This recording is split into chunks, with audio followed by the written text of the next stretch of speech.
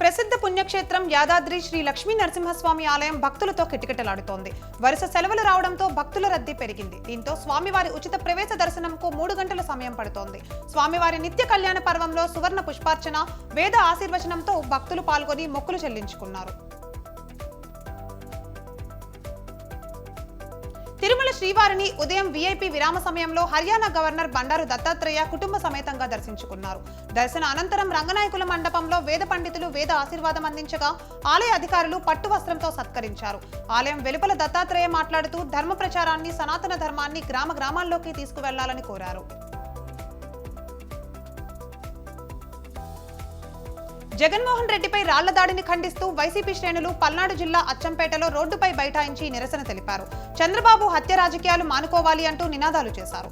ఇది ఒక పిరికిపంద చర్యగా పేర్కొన్నారు పెదకూరపాడు ఎమ్మెల్యే నంబూరి శంకర్రావు.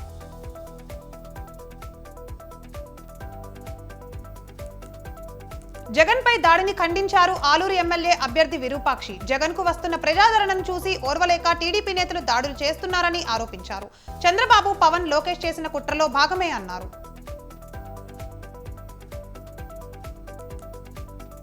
కాకినాడ జిల్లా పిఠాపురం జనసేన పార్టీలో వర్గ విభేదాలు బయటపడ్డాయి.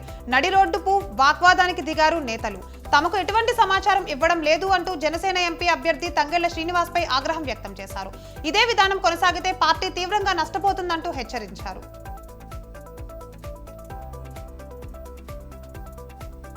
చిత్తూరు జిల్లా కుప్పం అధికారుల తీరు వివాదాస్పదంగా మారింది.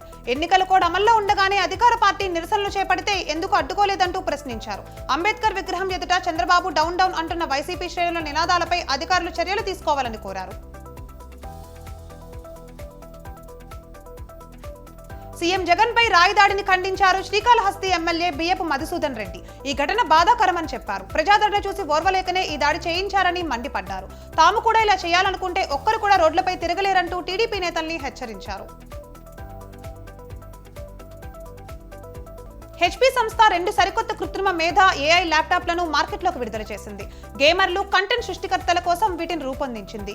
గేమర్ల కోసం రెడీ అయిన ఒమెన్ ట్రాన్సెట్ 14 ల్యాప్టాప్ లో RTX 4060 గ్రాఫిక్ కార్డు ఉంది. కంటెంట్ సృష్టికర్తల కోసం తీసుకువచ్చిన HP NVX 360 14 laptop neural processing unit కలిగి ఉంది.